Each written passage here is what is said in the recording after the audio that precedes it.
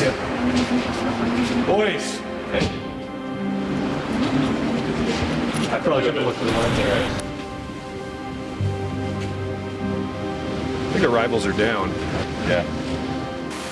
And then FedEx, we absolutely need those FedEx deliveries because it's all the linens and the towels, and it was supposed to come yesterday, but hold on, actually, I gotta hang up. I got my player who's in secondary customs right now trying to come into the country. My man, good to meet you. Welcome to Toronto, dude. We're excited to have you. You're the first one to arrive, so glad to see that everything worked out at the border. Yeah, let's go meet the rest of the boys. 3-4 years ago, I was working in tech and thinking I want to get into esports, but I didn't know anybody, and I was coming in at the ground floor to think that I would be here. Like if I could go back and tell that kid who made that jump, hey, this is where you're going to be in 3-4 years, I would have made that jump every single time, right? I would have signed right then and there. But I didn't really have a chance to take a step back and look at it the way that I can now. The difference between making the move that your teammates expect and the one that throws them off is the difference between chaos and chemistry. So be patient, a split second to collect more information and make sure that the play you're about to make is the right one will truly feel like an eternity, but it's going to be the difference between whether we win or lose these games. And I don't want you guys to win, I want you to go out there and dominate. Guys, while the line moves down, keep walking forward, okay? Just a reminder. When I look back at what specifically I learned, I think it was like how to manage people. And that was from falling on my face a couple times too.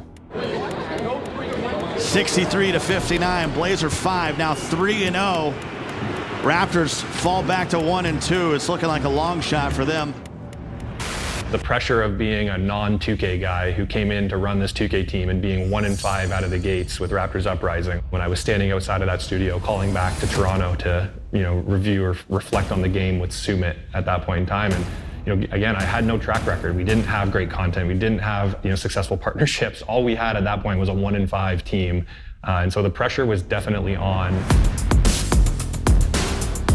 Went on a 7-1 run, finished in the 4th seed, and then kind of felt validated. North Code started coming out. We started getting recognized for having some of the best content, and things started to very quickly kind of settle from there, and my confidence grew, and okay, now I can trust my ideas, and let's tackle the next one. With our team, we had too much talent to fold, and I know if we stuck with it, the team was special, and we went on that run. Harden was gonna get better anyway. Serge Ibaka looks better. Ibaka farted than him. Look, Ibaka and he got him a ring. I'm just saying. He had to leave Westbrook to get a ring. Oladipo left Westbrook and turned into a superstar. No, because Westbrook, because he left Westbrook and they got better. What do you mean? I'm saying and you cheering for that team. It's like watching Mary B shoot 70 shots. Yeah, like 25 shots. You're not making your team better. I think we had a really good culture at Raptors Uprising, and I think just the fact that I go on Twitch and see Kenny, playing tens at night, and it's all Raptors alumni. I mean, to go through seasons and some losing seasons as a team, and for those bonds to still be there, and those guys to still be friends, and for them all to still play 2K together every night, I love that, and it feels like my boys, when I listen to them. My guys, man, the game. I feel like I have great relationships with all of them still, and they certainly are near and dear to my heart, and each of them is unique in their own awesome way. The up high actually really worked on that one. It was just more so not down, kind of straight ahead. I liked it. The up high was great. It makes the end shot. It makes the way you're looking down your nose. One of my kind of standout moments as far as team bonding and development is when we were in Orlando and there was a blow up in the end of the game on stage, and the guys wanted to kind of disperse, and they kind of rallied the troops, and we went and had a huddle. We're chatting here. We're talking. Let's talk this out. And Quay really had I think a personal growth moment, and he kind of stepped up and took accountability for what had happened at the end of the game. Quay, get in here. Come on, Quay. You know how proud I've been of you lately. It was on me. Prove you can do it again. It was on me. There wasn't nothing wrong. The team did. I didn't take the criticism well. I said the wrong things, and it affected the team, so it was on me. It was just a different side of him than we had ever seen before. There was, it was the first time I really saw him kind of acknowledge a mistake, take accountability, and the team just kind of reset and move on. And a month earlier, a week earlier, that would have almost been unimaginable based on the way that our team was kind of dealing with adversity. And so, watching the team, develop in that exact moment was just eye-opening. And, You know, the cameras were rolling, and it wasn't for the cameras. I knew we needed to huddle after that. I did not anticipate Quay to kind of own the moment as well as he did, and that will always stand out to me as a great team development moment. Hey, our pick is Kenny Got Work, Kenneth Haley. These words get thrown around a lot, but it has truly been a great honor and privilege to, you know, have served in this capacity for MLSE, and I feel a great sense of pride in Raptors Uprising. We gotta shoot everybody with the champagne! Come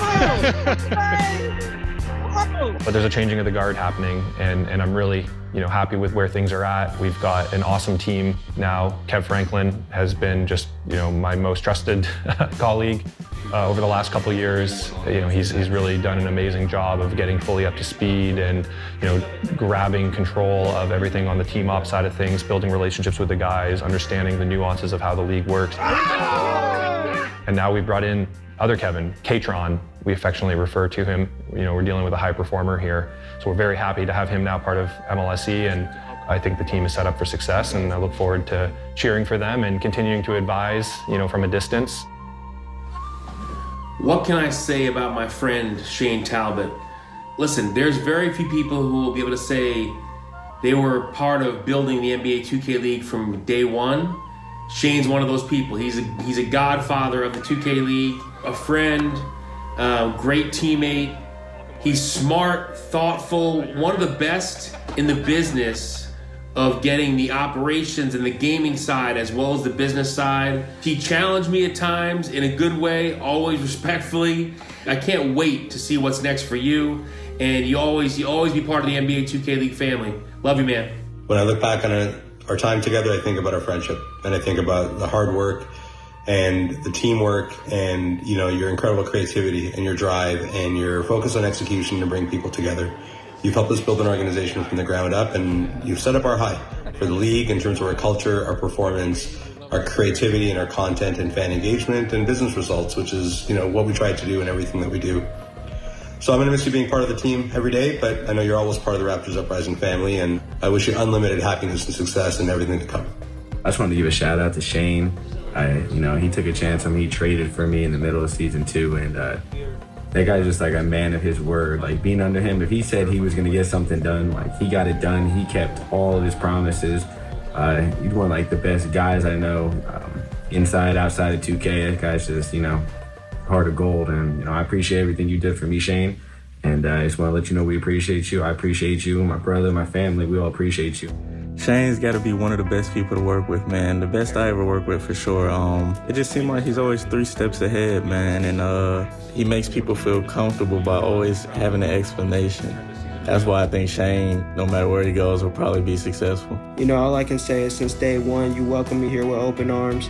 And I always seek advice to you, text you whenever I need you, man, because it's truly amazing what I can do when somebody believes in me the way you did and how you put faith in me. So I will say I'm going to miss you being here all the time, but I'll definitely look to call you and text you whenever.